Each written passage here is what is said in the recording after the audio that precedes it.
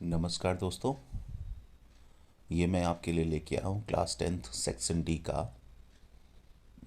Extract. अभी तक मैंने आपको जो है section B complete writing skill भेज चुका हूँ मैं, जिसमें कि नोट मेकिंग मैंने समझाया है आपको, आपको एप्लीकेशंस बताई हैं और दो ऐसे बताए हैं मैंने। एक तो मैन मोबाइल एंड कंप्यूटर और दूसरा जो है गेम्स एंड स्पोर्ट्स। फिर मैंने सेक्शन डी में जो एमसीक्यू हैं वो आपको भेजे हैं।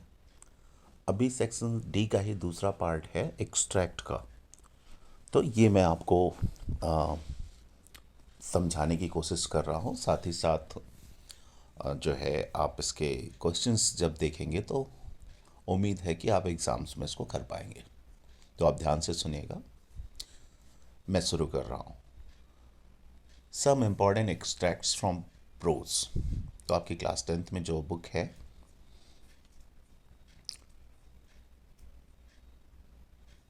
हिज फर्स्ट फ्लाइट, ये एक्सट्रैक्ट उससे लिए गए हैं।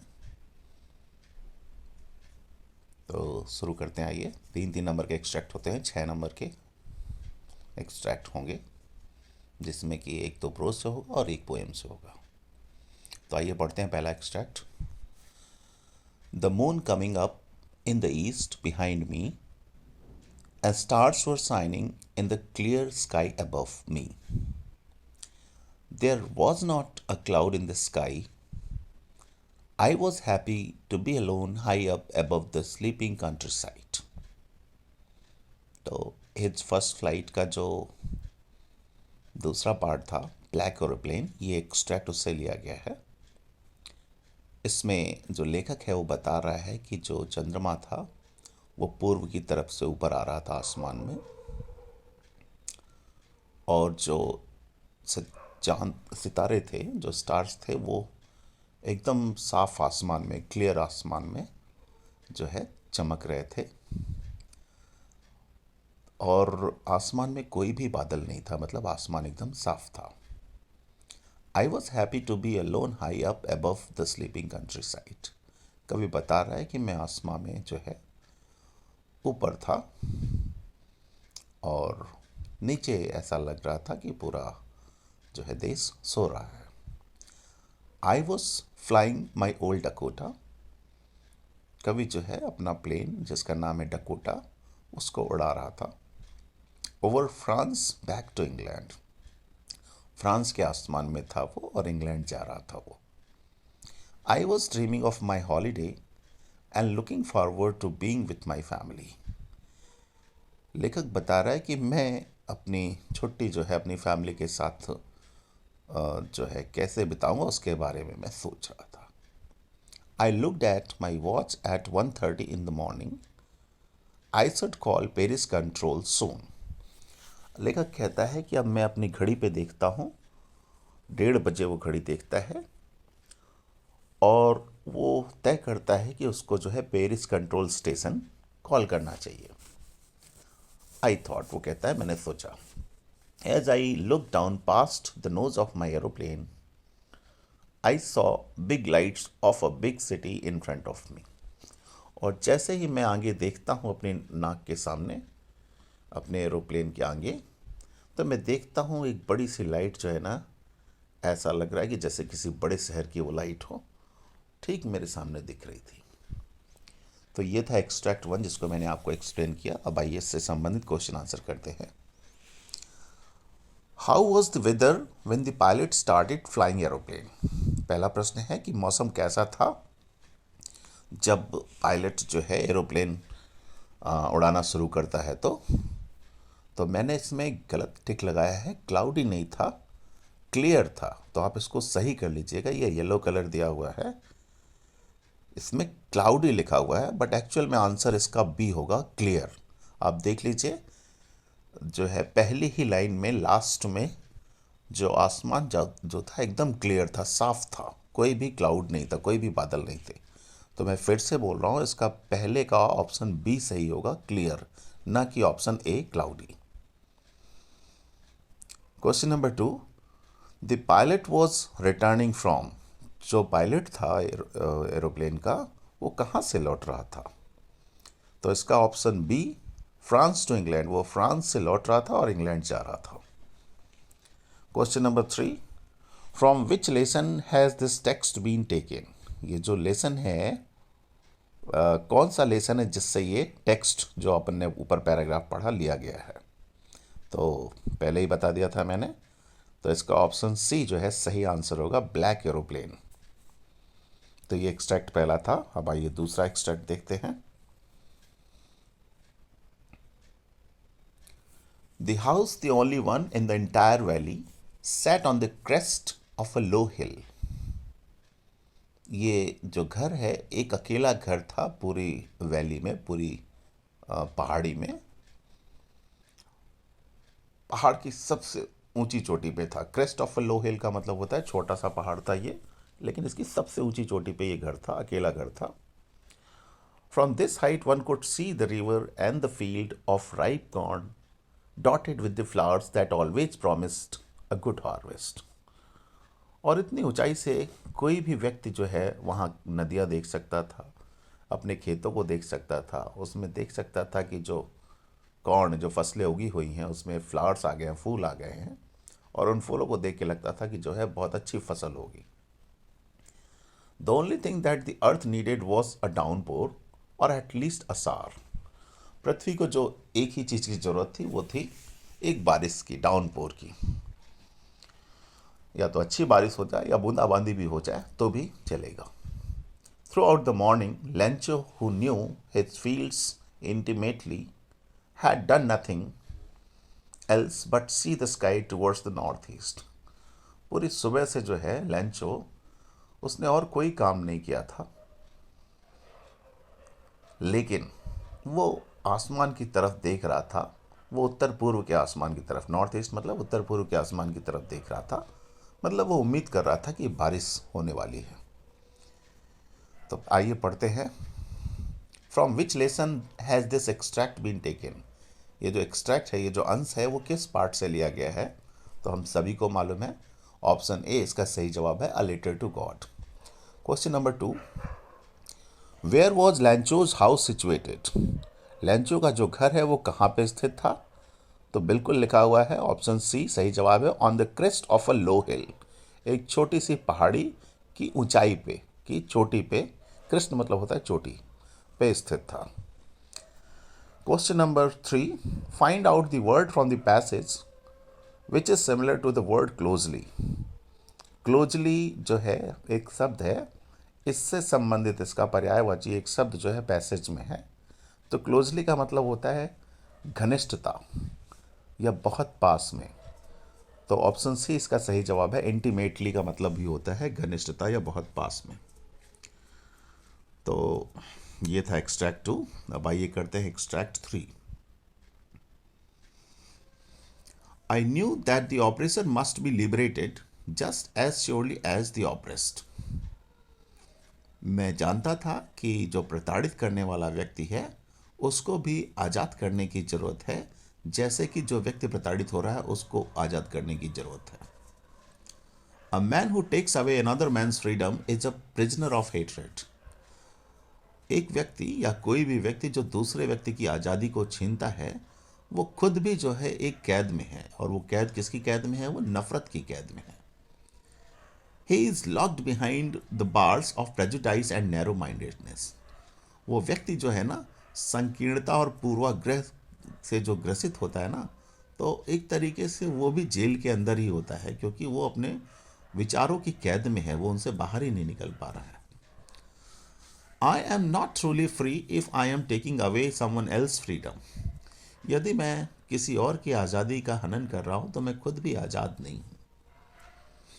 Just as surely as I am not free when my freedom is taken from me. ये बात बिल्कुल वैसी ही है कि यदि मुझसे मेरी आज़ादी छीन ली जाएगी तो मैं कैसे अपने आप को आज़ाद महसूस कर सकता हूँ। The oppressed and the oppressor like are robbed of their humanity. जो व्यक्ति किसी को प्रताड़ित करता है या जो व्यक्ति प्रताड़ित हो रहा होता है, दोनों ही जो है मानवता से पूरी तरह से अलग कर दिए गए हैं। तो ये अंश जो है हम सभी को मालूम है कौन से पार्ट से लिया गया है, Nelson Mandela long walk to freedom. आइए प्रश्न उत्तर करते हैं इसके। Who is the writer of the lesson from which this text has been taken. इस पाठ के लेखक कौन है जिससे कि ये टेक्स्ट लिया गया है। तो बिल्कुल आप उनको मालूम है, नेल्सन मंडेला इस पाठ के लेखक हैं। ऑप्शन सी इसका सही जवाब है। तो एक्सट्रैक्ट 3 मैंने आपको एक्सप्लेन किया। अब आइए इसी का क्वेश्चन आंसर करते हैं। क्वेश्चन नंबर 1 है एक्सट्रैक्ट 3 का, who is the writer of the lesson from which this text has been taken. इस लेसन जो अंश लिया गया है ये किस लेसन से लिया गया है और इसके लेखक कौन है। तो अपन को मालूम है ये कि Nelson Mandela long walk to freedom से लिया गया है और इसके लेखक जो है नेल्सन मंडेला है। तो ऑप्शन सी सही आंसर है इसका। Question number 2, a man who takes away another man's freedom is. कोई व्यक्ति जो दूसरे व्यक्ति की आज़ादी को बाधित करता है उसको क्या कहते हैं। तो ऑप्शन सी सही जवाब है, अ प्रिजनर ऑफ हेट्रेड। वो नफ़रत का कैदी है, उसके मन में किसी व्यक्ति के प्रति बहुत नफ़रत भरी हुई है और वो उसी नफ़रत का कैदी है। तो ऑप्शन सी सही जवाब है, अ prisoner of hatred. Question number 3, find out the word from the above text which is opposite of the word wide. ऊपर के जो टेक्स्ट है उसमें से एक शब्द ढूंढना है जिसका जो है वाइड जो है, जो वाइड का विपरीतार्थी शब्द हो या विलोम शब्द हो, जो वाइड का विलोम शब्द हो। तो ऑप्शन बी सही जवाब है, नैरो। तो ये था एक्सट्रैक्ट 3। अब करते हैं हम extract 4। 10th May dawned bright and clear. For the past few days, I had been pleasantly besieged by dignitaries and world leaders who were coming to pay their respects before the inauguration. 10 मई, 10th में मतलब 10 मई के दिन बिल्कुल जो सुबह खिली हुई थी वो पूरी चमकीली थी, सुनहरी थी और साफ थी। मतलब उस दिन 10 मई का दिन जो है बहुत अच्छा था।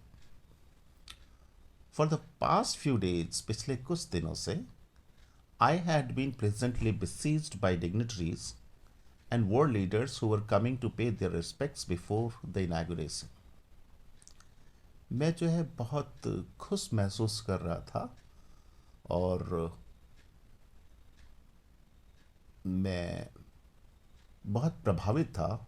जो डिग्निटरीज और जो दुनिया भर के लीडर जो है वो इस इनाग्रेशन मतलब जो शपथ ग्रहण समारोह हो रहा था उसके लिए, उसके प्रति सम्मान प्रदर्शित करने वो अपने अपने देशों से आए थे। The inauguration would be the largest gathering ever of international leaders on south African soil. जो ये शपथ ग्रहण समारोह का जो अवसर हो रहा था वो पहली बार पूरे विश्व के सभी नेताओं की जो आगवानी हुई है वो पहली बार हुई है किसी साउथ अफ्रीका की धरती पे। The ceremonies took place in the lovely sandstone amphitheater formed by the Union Buildings of in Pretoria. और ये समारोह कहाँ हो रहा था? तो इस समारोह जो है ना एम्फी थिएटर, जो कि यूनियन बिल्डिंग्स का एक भाग है, जो कि प्रिटोरिया जो कि साउथ अफ्रीका की राजधानी है, ये वहाँ पे हो रहा था। एम्फी थिएटर जो है सैंड स्टोन का बना हुआ था, जैसे हमारे यहाँ भारत में इंडियन पार्लियामेंट है, राष्ट्रपति भवन है, जामा मस्जिद है, या और भी बिल्डिंग्स जो है वो सैंडस्टोन से बनी हुई हैं। For decades this had been the seat of white supremacy and now it was the site of rainbow gathering of different colours and nations for the installation of South Africa's first democratic non racial government. कई दशकों से ये जो building रही है Union building, वो white supremacy रही। मतलब यहाँ पे अंग्रेज़ों का ही शासन रहा, यहाँ पे अंग्रेज ही आ जा सकते थे या बैठ सकते थे। अभी ये पहली बार जो है यहाँ पे हर रूप हर रंग के लोग और रेनबो गैदरिंग का मतलब होता है सातों रंग, माने रेनबो माने इंद्रधनुष में सात रंग होते हैं। तो सभी रंग के लोग जो है यहाँ पे इकट्ठे हुए थे। उनके रंग अलग थे, उनके देश अलग थे। और पहली बार साउथ अफ्रीका में जो है प्रजातांत्रिक और नॉन रेशल गवर्नमेंट की स्थापना हो रही थी। तो आपको मालूम है कि ये long walk to freedom Nelson Mandela के पार्ट से ली गई है। और आइए प्रश्न उत्तर करते हैं। From which lesson has this text been taken? किस लेसन से लिया गया है? तो ऑप्शन सी इसका सही जवाब है, Nelson Mandela long walk to freedom. Question number 2, in the above text I refers to. जो ऊपर टेक्स्ट है उसमें आई हर जगह आया हुआ है, तो उस आई से क्या मतलब है? तो उस आई से मतलब लेखक से ही है, नेल्सन मंडेला। ऑप्शन सी इसका सही जवाब है, Nelson Mandela. Question number 3, the ceremony took place in. ये जो समारोह हुआ, शपथ ग्रहण समारोह, इनाग्रल सेरेमनी जिसको कहते हैं, वो कहाँ पे हुआ?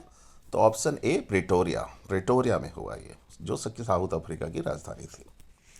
तो ये था एक्सट्रैक्ट 4। अब आइए एक्सट्रैक्ट 5 करते हैं। Paper has more patience than people. जो कागज है या जो डायरी के पन्ने हैं उसमें ज़्यादा धैर्य है बजाय कि लोगों के। I thought of this saying on one of those days when I was feeling a little depressed and was sitting at home with my chin in my hands, bored and listless, wondering whether to stay in or to go out. ये कब मैं सोचती हूँ उन दिनों की बात है ये, जब मैं थोड़ा सा निराश थी। मैं अपने घर में बैठी हुई थी, मैं अपने हाथों को ठुड्डी को अपने हाथों के सहारे टिका के बैठी थी। मैं बोर हो रही थी और मैं बहुत बेचैन महसूस कर रही थी। ये तय नहीं कर पा रही थी कि मैं घर के अंदर रहूं या घर के बाहर जाऊं। I finally stayed where I was brooding. आखिर में मैं वहीं रुकी रही जहाँ पे मैं इस बारे में सोच रही थी। ब्रूडिंग मतलब होता है सोचना या चिंता करना, to be thoughtful. Yes, paper does have more patience, and since I am not planning to let anyone else read this stiff backed notebook, grandly referred to as a diary, unless I should ever find a real friend, it probably won't make a bit of difference. तो any जो है वो कह रही कि हाँ बिल्कुल ये बात मुझे भी समझ में आ रहा है कि पेपर, जो कागज़ है, जो डायरी के पन्ने हैं, उसके पास सही में ज़्यादा धैर्य है। और इस डायरी में मैं जो कुछ भी लिखने जा रही हूँ वो मैं किसी और से शेयर नहीं करने वाली हूँ, जब तक मुझे कोई सही में सच्चा एक दोस्त न मिल जाए। और इससे मुझे कोई फ़र्क भी नहीं पड़ता मुझे दोस्त मिले या नहीं मिले। क्यों? क्योंकि यानी कि डायरी ही जो है उसकी बेस्ट फ्रेंड बन जाती है। तो आइए करते हैं question answer. First, from which lesson has this text been taken? किस लेसन से ये टेक्स्ट लिया गया है? तो आंसर सभी को मालूम है, option B, from the diary of Anne Frank.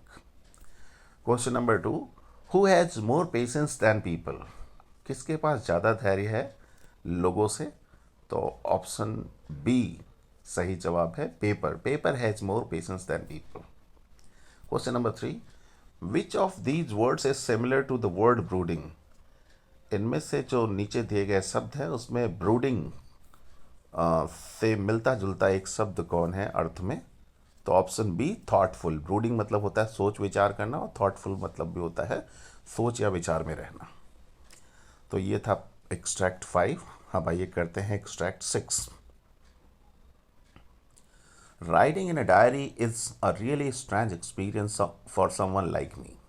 Diary में लिखना जो है सच में एक अजीब अनुभव था मुझ जैसे लोगों के लिए। Not only because I have never written anything before, ऐसा नहीं कि मैंने पहले कभी नहीं लिखा कुछ, but also because it seems to me that later on neither I nor anyone else will be interested in the musings of a 13-year-old schoolgirl. बल्कि इसलिए कि ना तो मैं ना तो कोई और भी व्यक्ति जो है इस बात में कोई खास इंटरेस्ट नहीं लेगा कि 13 साल की स्कूल की बच्ची थी, उसने क्या लिखा होगा इस डायरी में। ओह वेल, इट डजंट मैटर। और सच भी है, ये ज़्यादा मैटर नहीं करता, ये बात मेरे लिए कोई खास मायने नहीं रखती। I feel like writing and I have an even greater need to get all kinds of things off my chest. मैं ऐसा लग रहा है, महसूस हो रहा है कि मुझे लिखना चाहिए। और सबसे बड़ी बात जो है, मेरे पास एक अच्छा है ना चांस था कि मेरे सीने में जो भी कुछ चल रहा है, मेरे दिमाग में या मन में जो कुछ भी चल रहा है, मैं उसको लिख डालूं और हल्की हो जाऊं। तो आइए क्वेश्चन आंसर करते हैं। Name the chapter. ये जो अंश ऊपर हमने पढ़ा है वो किस चैप्टर से लिया गया है? तो मालूम है अपन को, from the diary of Anne Frank. Option D सही जवाब है।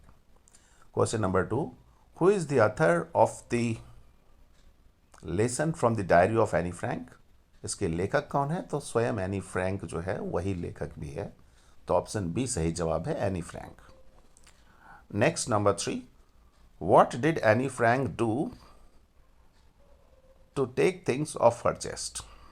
एनी फ्रैंक अपने सीने से जो, या जो उसके दिमाग में विचार चल रहा है वो क्या करती, उससे क्या करती है वो? तो वो डायरी में लिखती है।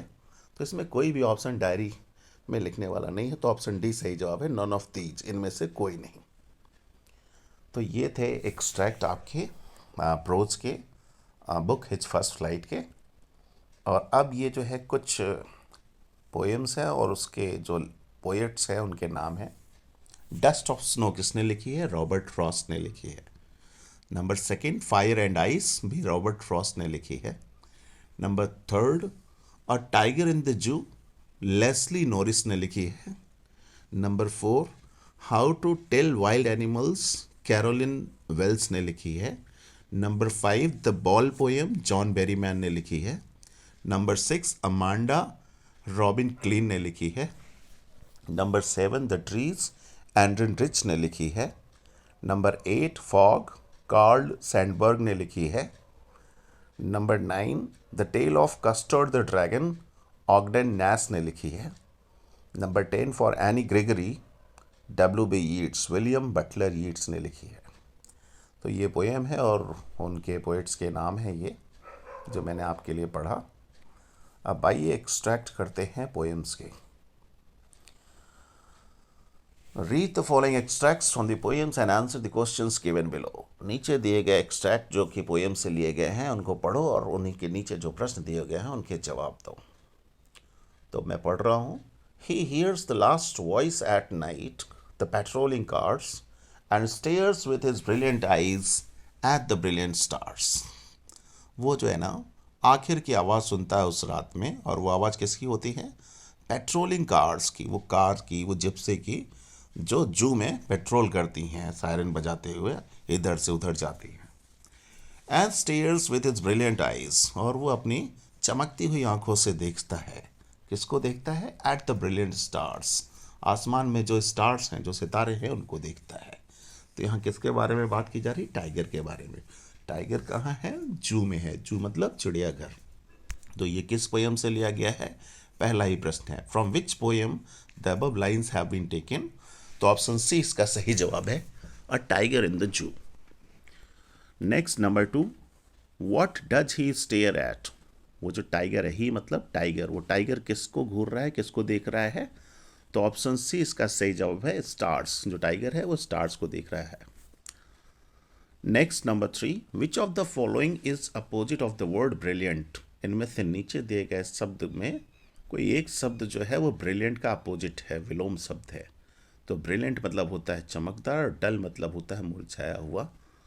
तो डल जो है सही जवाब है, ऑप्शन सी, थर्ड का सी सही है, dull. Next extract number 2, what is the boy now who has lost his ball? अब वो लड़का कैसा है जिसने अपनी बॉल खो दी है? what is he to do, I saw it go? अब वो क्या करेगा? मैंने देखा है उसकी बॉल जो है गई है।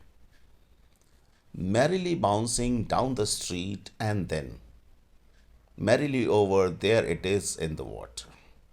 मैरिली बाउंसिंग मतलब होता है, ऐसा लग रहा है कि बड़ी मर्जी से, खुशी खुशी वो बॉल जो है, बाउंसिंग मतलब उछलते हुए, डाउन द स्ट्रीट, सड़क से नीचे, and then merrily over there it is in the water, और पूरी तरह से वो जाके पानी में चली गई है। बॉल कहाँ गई है? पानी में गई है। तो देखिए पहला प्रश्न, from which poem have the above lines been taken, किस पोएम से ऊपर की लाइन ली गई हैं? तो ऑप्शन सी सही जवाब है, the ball poem. Question number 2, which of the following words is similar to the word merrily? नीचे दिए गए शब्दों में से कोई एक शब्द जो है मैरिली के अर्थ का है? तो ऑप्शन बी हैप्पीली। मैरिली मतलब होता है खुशी खुशी, और हैप्पीली मतलब भी होता है खुशी खुशी।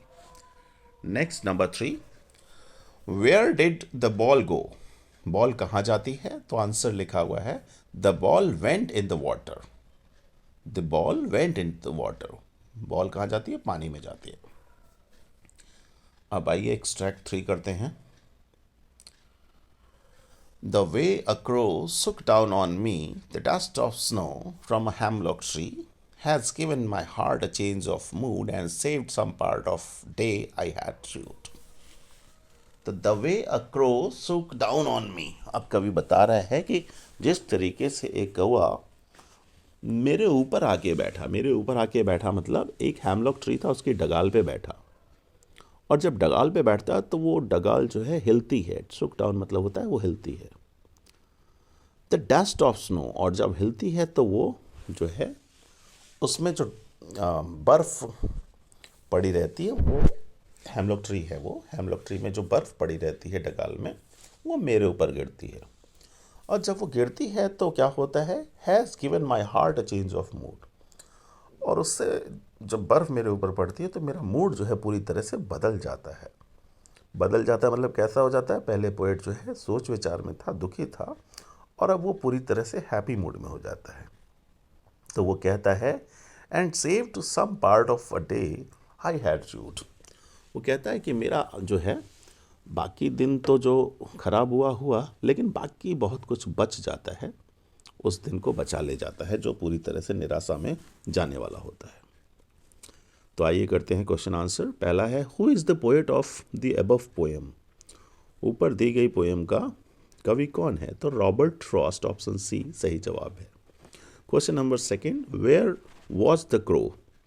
जो कौवा है वो कहाँ था? तो वो ऑप्शन ए इसका सही जवाब है, ऑन हैमलॉक ट्री। मैंने यहाँ पे हाईलाइट नहीं किया है, तो दूसरे का ऑप्शन ए होगा, ऑन हैमलॉक ट्री। जो कौवा था वो हैमलॉक ट्री पे था वो। Question number 3, the poets mood got change when? जो कवि का मूड है वो बदल जाता है, कब बदलता है? तो option B, dust of snow falls on him. जब उसके ऊपर जो है वो बर्फ जो है, जो स्नो है उसके ऊपर पड़ती है। Question number 4, the crow and hemlock tree symbolise. जो कौवा है और जो हैमलॉक ट्री है वो किस बात को सिंबलाइज करते हैं? तो अशुभ को, वो दुख को सिंबलाइज करते हैं। तो ऑप्शन ए सही जवाब है, सॉरो। तो ये था एक्सट्रैक्ट पोएम का 3। अब एक्सट्रैक्ट 4 करेंगे। Some say the world will end in fire, some say in ice. कुछ लोग कहते हैं कि ये जो दुनिया है, फायर का यहाँ पे सिंबलिक मीनिंग है डिज़ायर। फायर का मतलब डिज़ायर से है। तो कवि कह रहा है, सम say the world will end in fire. कुछ लोग कहते हैं ये दुनिया जो है, फायर मतलब लालच में ख़त्म हो जाएगी, डिज़ायर मतलब होता है लालच में ख़त्म हो जाएगी। सम से इन आइस, और कुछ कहते हैं कि ये जो दुनिया है नफ़रत से ख़त्म हो जाएगी। आइस का मतलब होता है hatred. From what I have tested of desire I hold with those who favour fire. कवि कहता है कि जहाँ तक मुझे लालच के बारे में अनुभव है, तो मैं उन लोगों के साथ खड़ा हूँ जो कहते हैं ये दुनिया लालच मतलब फायर से ख़त्म हो जाएगी, आग से ख़त्म हो जाएगी। तो पहला प्रश्न है, who is the poet of these lines? तो आंसर है रॉबर्ट फ्रॉस्ट, ऑप्शन सी सही जवाब है इसका, Robert Frost. Question number 2, what does the poet compare fire with? कवि ने फायर की तुलना किससे की है? तो ऑप्शन बी, डिजायर से की है। डिजायर मतलब लालच भी होता है, greed. Question number 3, with whom does the poet want to stay? कवि किसके साथ रहना चाहता है? तो दोज हु फेवर फायर। जो लोग ये कहते हैं कि दुनिया लालच से ख़त्म हो जाएगी, फायर से ख़त्म हो जाएगी, उसके साथ कवि खड़ा रहता है। अब आइए एक्सट्रैक्ट नंबर 5 करते हैं। तो ये है extract 5, but if it had to perish twice. लेकिन अगर इस दुनिया को 2 बारी ख़त्म होना होगा, I think I know enough of hate, मुझे लगता है कि मैं नफ़रत के बारे में भी जानता हूँ। To say that for destruction ice is also great and would suffice, अगर इस दुनिया को तबाह करना है तो आइस, आइस मतलब जो है नफ़रत भी है, नफ़रत भी जो है पर्याप्त होगी और ये पूरी दुनिया को ख़त्म कर देगी। तो क्वेश्चन नंबर 1 है, from which poem have these lines been taken, ये जो लाइन्स हैं वो किस पोएम से ली गई है? तो ऑप्शन ए सही जवाब है, fire and ice. Question number 2, what is the meaning of Paris, Paris का मतलब क्या होता है? तो ऑप्शन बी इसका सही जवाब है, पेरिस का मतलब होता है ख़त्म हो जाना, गल जाना। तो डाई मतलब होता है ख़त्म हो जाना। Question number 3, who is the poet of these lines, तो अपन को मालूम है कि इसके कवि कौन है, रॉबर्ट फ्रॉस्ट। तो ये थे एमसीक्यूज जो मैंने आपके साथ डिस्कस किए, सॉरी ये थे एक्सट्रैक्ट सभी लेसन्स के, हिज फर्स्ट फ्लाइट में जो प्रोज है उसके और जो पोइट्री है उसके। उम्मीद है आपको मैं ये एक्सट्रैक्ट समझा पाया हूँ। अगली वीडियो में जो है आपको मैं शॉर्ट आंसर क्वेश्चंस डिटेल के साथ जो है आपको मिलूँगा। I hope I could convey my point, और आप इसको 2-3 बार अच्छे से सुन लेंगे तो आपको ये परीक्षा में ध्यान आ जाएगा। तो थैंक यू वेरी मच।